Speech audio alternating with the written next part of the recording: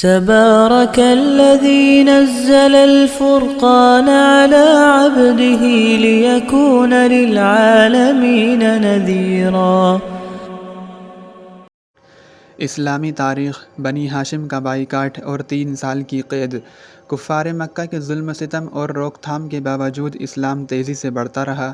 یہ دیکھ کر کفار مکہ نے تدبیر سوچی کہ محمد صلی اللہ علیہ وسلم اور ان کے خاندان کا بائیکاٹ کیا جائے، لہٰذا سب نے آپس میں مشورہ کر کے ایک عہد نامہ لکھا اور اسے خانہ کعبہ پر لٹکا دیا۔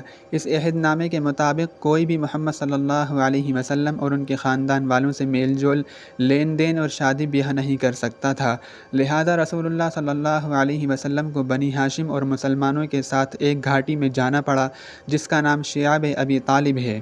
یہاں ان لوگوں نے 3 سال کا زمانہ گزارا جس میں سخت تکالیف کا سامنا کرنا پڑا۔ بھوک و پیاس کی شدت کی وجہ سے ببول کے پتے تک کھانے پڑے۔ جب بچے بھوک و پیاس کی وجہ سے روتے سسکتے تو کفار مکہ ان پر ٹھٹے اڑاتے۔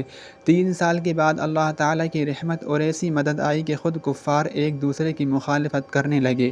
اتفاق یہ ہوا کہ ابو طالب خانہ کعبہ میں بیٹھے ہوئے تھے، ساری باتیں سن رہے تھے۔ وہاں سے اٹھ کر کفار کے سامنے آئے اور کہا، رات محمد نے مجھ سے کہا، عہد نامے کے سارے الفاظ دیمک چاٹ گئی ہے، صرف بِاسْمِکَ اللہم بطور عنوان باقی ہے۔ جب عہد نامہ دیکھا گیا تو حرف بحرف محمد صلی اللہ علیہ وسلم کی بات سچ نکلی اور کفار کی گردنیں شرم کے مارے جھک گئیں۔ اس طرح عہد نامہ ختم ہو گیا اور محمد صلی اللہ علیہ وسلم کی 10ویں سال شیعب ابی طالب سے نکل کر مکہ میں آ بسے۔